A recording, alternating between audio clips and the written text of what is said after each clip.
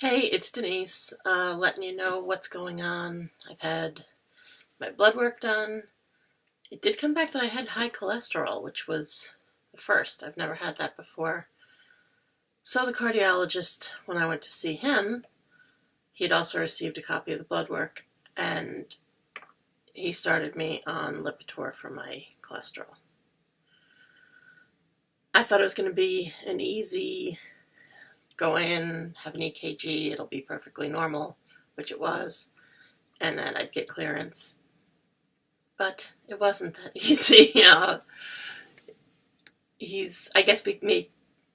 guess I just have to accept. I'm 50. I'm not 20. So I have to make 3 more appointments with him. I have to go in next Tuesday, be there for 2 hours for a stress test. Following Tuesday, have an echocardiogram and then what they call a non-stress test, about another 2 hours. And then about 2 weeks later, I see the doctor again for a consultation. He goes over all the results, and then hopefully I'll have my clearance. So that's what's going on with the cardiac clearance. I have my EGD, the upper endoscopy, scheduled in 2 weeks. It'll be a cardiac Tuesday and EGD Thursday in the same week. And basically this video, I just wanted to talk a little bit about what I'm learning in terms of preparing for the surgery. Not just physically, and I've had more than my share of other surgeries, so I know pretty much what things you need to pack to bring to the hospital and such, so I'm not going to get into any of that. But I've been listening to an audiobook, which I also did buy a physical copy of the book. This is kind of a little bit of a haul video. If you're noticing the stuff piled up around me, you can't really see there's a box of stuff next to me, too. But I started listening to this book. I'm feeling blindly behind me. There are several books. Feels like the book, yes. And I'm not pushing one book over another. There are a bunch of good books out there. There are a bunch of really helpful ones about getting your mindset straight. It's not, most of us have been, by the time we get to the point that we decide on surgery, most of us have been educated to death on nutrition, on food. We know those facts. What a lot of us need help with is the mindset adjustment that goes along with, I don't want to sound corny here, but loving yourself and taking good care of yourself because you deserve it. And sometimes those of us with weight issues are people who are caregivers and have no problem taking care of other people, but we don't take the time to take care of ourselves. So making the decision to have surgery is like, go you. It's a decision to do something big for yourself. Anyway, I've been reading, and I listened to the whole book on Audible, and then I got it just to have as a resource also. This is more for people who've already had the surgery. I realized that as I was starting to listen to it. I think it'll be really helpful, though, in terms of just being prepared. And it addresses emotional eating and eating for reasons other than actually being hungry. And I just thought this one is Bariatric Mindset Success by Kristen Lloyd. Again, there are plenty of good books out there. I'm not saying this is the only one to read. In fact, I just got one more book, and I've ordered another book. But this is the one that I've done so far, and I would say that it's helpful. Other things. You have to look at the fact that, I should tell you, I also had another visit to the office. I had my first meeting with the psychologist. That went fine, smooth. She was very nice. And I had my first support group meeting, which, if you know me, I was primarily a mental health psychiatric nurse most of my career. So I've been the one running support groups. This was my first time experiencing being the person there as a participant in the group. And I cannot say that I really liked it. I believe in the value of support groups. I certainly have recommended them to people for many years. Maybe I just wasn't really in the mind space to be there that day. As I've mentioned before, it's almost a 4-hour drive to get to the appointment. I saw the doctor. I just wanted to go home. But to be able to check this off the list of things that need to be done, I need to attend 2 of their support group meetings, and they're being nice at scheduling my appointments so that my appointment ends shortly before the support group meeting begins so that I can get them in on one trip. So, one good thing that came out of the support group meeting is people were talking about,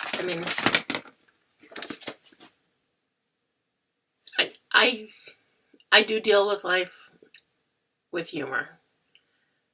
I do tend to see the sort of ridiculous and silly sometimes, even in what looks like it's disastrous.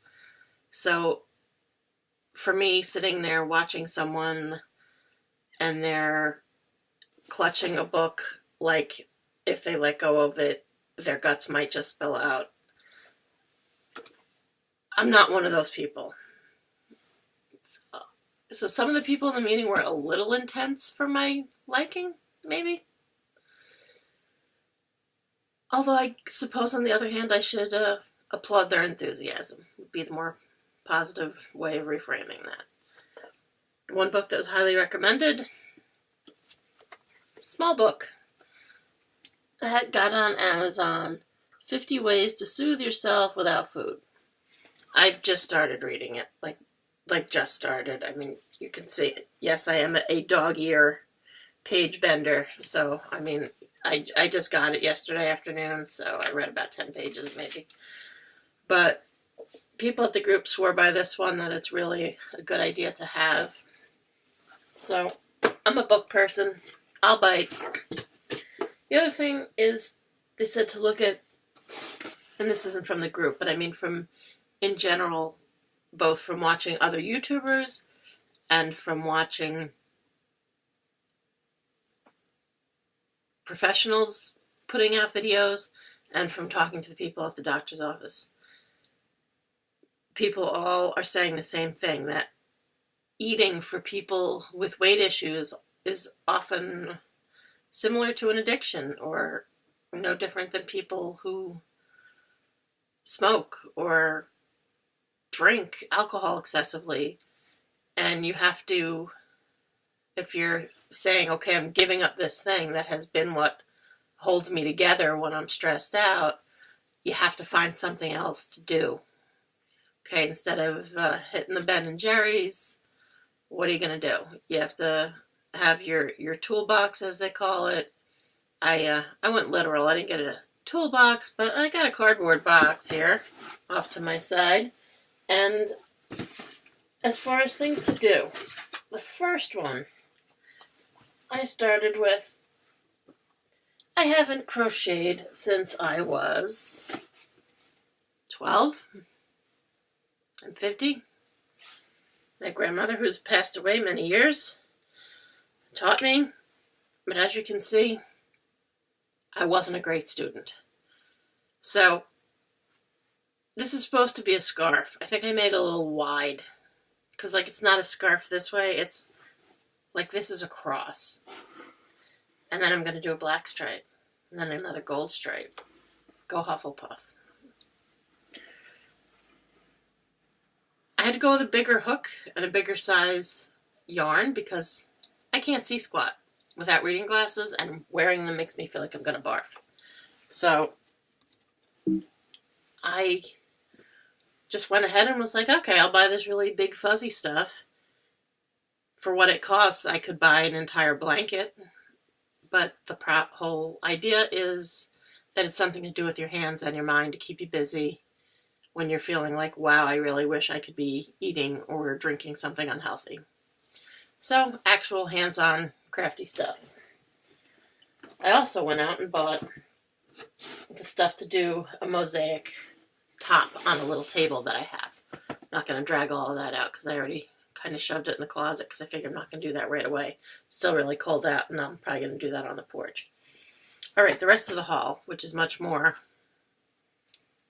directly related to the food and the eating, well, okay, bad word alert. So if anyone's easily offended by a little profanity, cover your ears.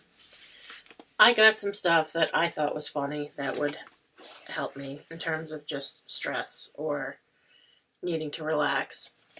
Stuff like Let That Shit Go. Funny book. It's basically a guided journal, so it gives you suggestions of stuff to journal about, like, and I got this on Amazon also.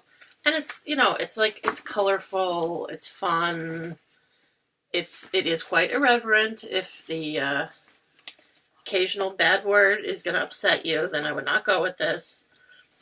But I found it, the sort of lightheartedness of it to be very helpful.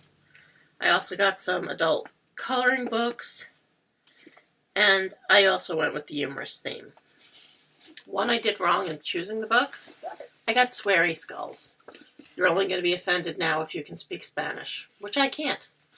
The Sweary Skulls, they apparently all say terrible things in terms of insults and bad words. I'm at a loss, though, because they give you the pages to color, but they don't give you the translation. So it had said about learning to swear in Spanish. I know, lofty goal, right? But again, I'm just trying to have some fun, think of things to do that I'll find entertaining. Now I'm going to have to find someone who speaks Spanish to tell me what the swears mean. Treated myself to, nice full set of colored pencils. And I used to journal when I was younger. I had stopped. For many, many years I journaled. Just kind of a day-to-day. Not a very exciting journaler by most people's standards, I bet. But I decided to go back to doing it. And so I treated myself to a really cool Hogwarts journal. You've probably noticed I'm a Harry Potter fan. Guilty as charged. Okay, that's the books and stuff out of the way. Now, the other stuff. Going by other people's suggestions, be it videos, doctor's office, books, all the sources of suggestions that I have been getting information from. I went ahead and got 2 of these. Ordered them on, you're going to hear me say this a lot, ordered them on Amazon. I live out in the sticks. I live up in the Adirondack Mountains in upstate New York, closer to Montreal than to Manhattan. So I'm way out there. It's rural and mountainous up here. Trust me, it's easier to get stuff sent by mail. We don't have a lot of shopping options. But it's these dishes. They're meant for toddlers. I don't know if any of this is going to show up on camera, really. But the different sections, you can see it's partitioned. I don't know how well you can actually see the different sections are marked off, like meat and vegetables and fruit and grains. Of course, for my eating purposes, once I'm eating, it'll be focusing on the protein first and then trying to eat the vegetables if you're still able to. And they come with the snap-on lids, so I got 2 of those. Figured they're good too if I need to travel and I'm going to take my food with me for the day.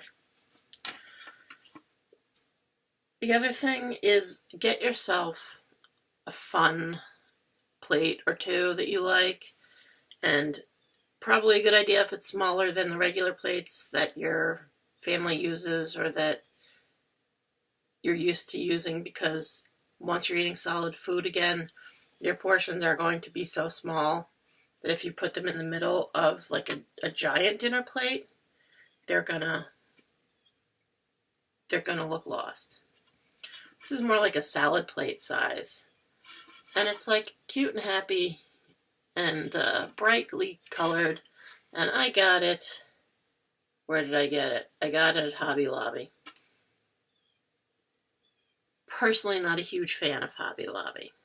All I'm going to say on the subject. But their spring stuff is, like the Easter and St. Patrick's Day stuff, is already 40% off. So this was $2.99. So it was like essentially, I'm not a mathematician. If my son was here, he'd tell you exactly what it was. So say $1.75 or something I paid for this plate. And it's dishwasher safe, plastic. And it's just a way to make your food kind of fun and appealing. And again, smaller plate. See the baby plates? The baby plates kind of fit there, so shows you. I got, big spender that I am. These were not Hobby Lobby. I got these small, toddler size cutlery, which everyone says. Cutlery makes it sound like toddlers with knives. They don't make toddler knives. I'm a parent. I know why they don't make toddler knives. But they do make forks and spoons. And at first I thought it sounded silly. And then I tried eating pea-size bites of things and water bottle cap size sips of things, including hot things like soup. And believe me, having your toddler size utensils makes it easier. Also treated myself to some, I'm holding it backwards. Well, you can see what they are. They're toothpicks with little decorative things on them. Got them at Hobby Lobby. Also on clearance because they're considered a spring item.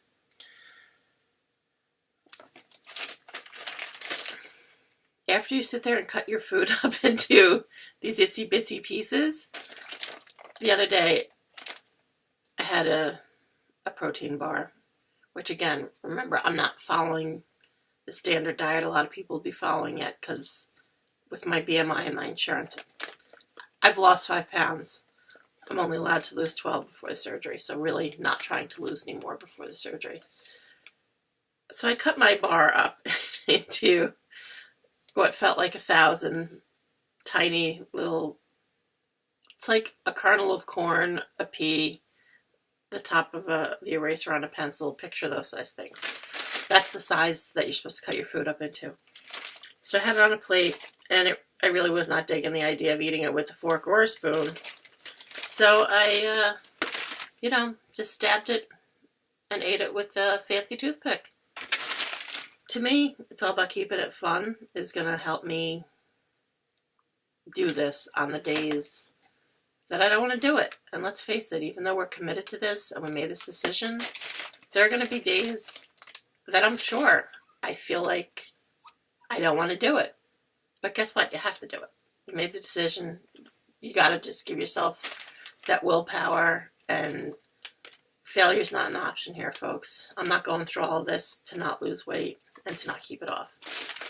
So anything, if it tickles my fancy and I think it will make me enjoy eating food cut up that tiny, for, again, there was marked down from $4 to it was a little over $2 with a discount.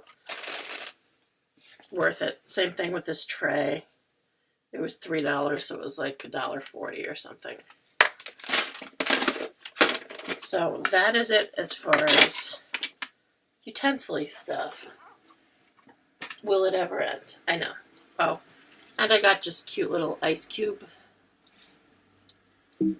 cute little ice cube shapes because I'm in the habit of throwing frozen fruit in with my smoothies, and I realized that that's too much carbohydrates for the beginning. So I really need to have ice cubes on hand, and I generally don't drink my drinks cold. I drink bottled water and Snapple and stuff at room temperature. I've really never liked my drinks that cold. So I don't even have ice cube trays for regular use. Let's bought this. Alright, the big haul from the Bariatric Pal store. This was not cheap. This was about, what I have to tell you about. I don't have my glasses on, so don't laugh at me if I have to find them, put them on. This was $171 worth of stuff, which I'm not rich. That's a lot of money for me to spend on something. But I felt like I wanted to be ready. I wanted to have everything on hand that I might need when I get home from the hospital. And for those first few weeks where you're just drinking liquids. So I ordered a bunch of stuff. I also ordered vitamin patches. If you look into how much time you're going to spend between hydrating, drinking your things that count as your protein, because I was like, oh, so if I have a peach Snapple, I can take the unflavored protein powder and add it and then just drink that, right? And it's like, well, no, then it doesn't count as hydrating fluids, it counts as a meal. And I was like, so much for my brilliant idea that probably everybody else has also had. But you have to get 3 meals of a high protein liquid of some kind. And then you additionally have to get, your surgeon will tell you exactly how much, but roughly they want you drinking 6 to 8 glasses of water a day also. Water or other calorie-free drink, not full of caffeine. It seems like people have different opinions on caffeine, so definitely talk to your doctor about that. I ordered what they called the bariatric sleeve package.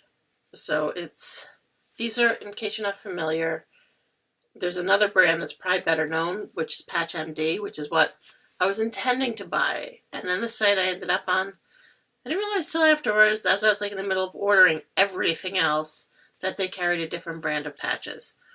So these are your vitamins, but they are in patch form, just like you'd use a nicotine patch or something. You put these on for, I believe it's 8 or 12 hours, I have to check, a day. You can see it lists all the lovelies that are in there. The package that they recommended, this combination, it's the multivitamin, it's B12+. A lot of people having bariatric surgery want to make sure they're getting plenty of biotin to help. Supposedly it helps, depending on who you ask, with the hair loss that's pretty likely to happen a few months after the surgery. I asked my doctor about it, and he said that it's just generally your body reacting to the rapid weight loss. The better you keep your nutrition, the less hair you'll probably lose, and the faster it'll probably come back. But that, he said, not to sweat it too much. Expect it, don't be freaked out by it, but know that your hair is going to come back. And last but not least, the vitamin D. When I went to the doctor's office, they told me that they sell, now that other brand I thought I was getting, it's either Patch MD or MD Patch, I keep forgetting. But they said they just do the multivitamin one, and they sell it cheaper at the doctor's office. When I looked online, it would have cost me $22 to get it mailed to me, and they sell it at the doctor's office for $15. So it'll make sense to just pick a couple up each time I have to be down there. So, got my vitamins for the first month, but like I said, from now on, I think I'll just be buying them at the doctor's office. Now, here's a bunch of products I wanted to try. So, instead of trying them all before, once I saw how expensive they were, I decided I'll be trying them as I go along after the surgery. This Bariatric Fusion, they do meal replacement shakes. They sell in like the large tubs, the multi-serving, but they also sell most of their flavors in these individual ones, so you could try them first. There were a couple other flavors I wanted to try, and they didn't have the individuals available, but this is cinnamon bun. I don't know how I'll feel about cinnamon bun as a drink, so figured I'd try it. I'm taking so much longer than I meant to take. I will try to be faster. This was a freebie they gave me. It's a little portable knife, fork, and spoon. They stick together like a puzzle, essentially, and then I think the cap just holds them together. But it's for keeping in your purse or whatever. I got a scale that is going to be specifically for me, that I get to kill anyone else in the house if they touch it. It's a food scale with the little silicone bowl that folds down. I got 2 kinds of soup. All of these foods, by the way, I should mention, are high protein. They would count as a meal. A serving of them would count as a meal. So I got cream of broccoli, and I got cream of chicken. Now these I wanted to try. It says you can just drink them as they are, or you can dilute them with water. There's 16 grams of protein. The name of them is Liquicell. I'm squiggling closer to you. I got the assortment of the 5 different flavors to try them. I'm thinking, personally, if it's a day that I'm just having trouble getting the volume of water down and of shakes down, that these are 16 grams of protein each, and they're only 1 fluid ounce. I mean, it's a little squeezy packet. So this would be an easy way to... It says you can just eat it straight. I'm going to guess that, I mean, drink. It feels just sort of like a thick liquid. It's not solid by any means. But if you're feeling not hungry enough to get a 8-ounce glass of a protein shake down, you could go with something like this. I got lemonade, citrus orange, peach mango, Concord grape, and watermelon. So they sounded good. The other thing I got, which is a low volume type of thing, 15 grams of protein in 3 ounces, are these single shot proteins. Got 4 of those. Orange, cran grape, apple, and pink lemonade.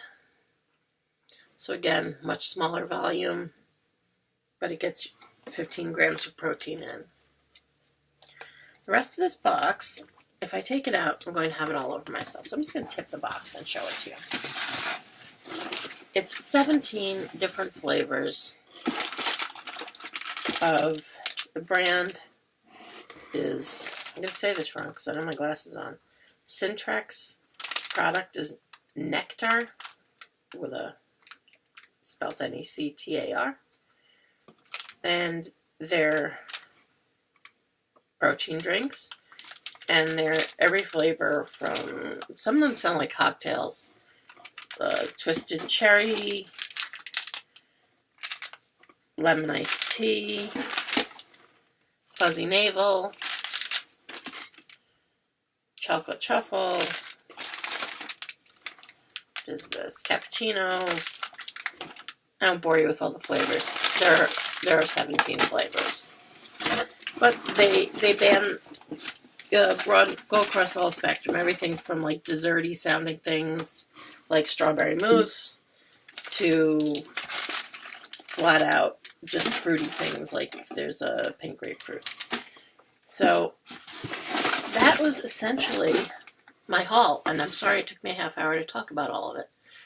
I will keep you updated, and hopefully if you're going through this process too, or thinking about going through it, I would just say keep looking at different YouTubers, keep looking for videos that are put up by professionals. Even if it's not your doctor, you'll still get some good ideas, and it also gives you questions to ask your doctor when you meet them. Like my doctor's pamphlet, for example, said in the puree stage, no baby food. And I thought, well, they say meat's the hardest thing for people to digest. Why wouldn't that totally mashed up baby food meat be one of the easier ways? Because, I mean, they don't have chunks in it. And I asked him about it, and he said, well, a lot of the baby foods can have other additives. So we want to make sure you're not getting extra carbs or sugar or anything added to the baby food. Well, I don't know when the last time was he had a baby, because I looked at the baby foods, and the basic cheap old brands like Gerber and Beechnut, their basics, like their stage 1 foods, if it says it's turkey, it's turkey. It says it's chicken, it's chicken. There's nothing else added. There's no added carbs. So I was glad I asked him, because now I know that that's the concern. It's not there's anything else wrong with it, in his opinion. He's just concerned that there's other stuff in it. So by just taking a look, I saw, okay, when it's time that I can add those foods into my diet, I just know to look and make sure that I'm buying brands that do, in fact, just keep it simple. And I think the level 1 foods are the ones that are just the single ingredient foods. Anyway, I talked way longer than I meant to, and I'll keep you filled in as I get through more of these appointments. Hopefully everything will go well. Oh, just the service dog thing, I did not make the waiting list.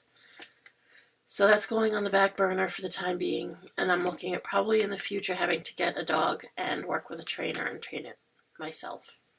So that's on hold for the time being. But working towards this primarily as my big goal right now. Have a great day, everybody. Hang in there and do what's good for you.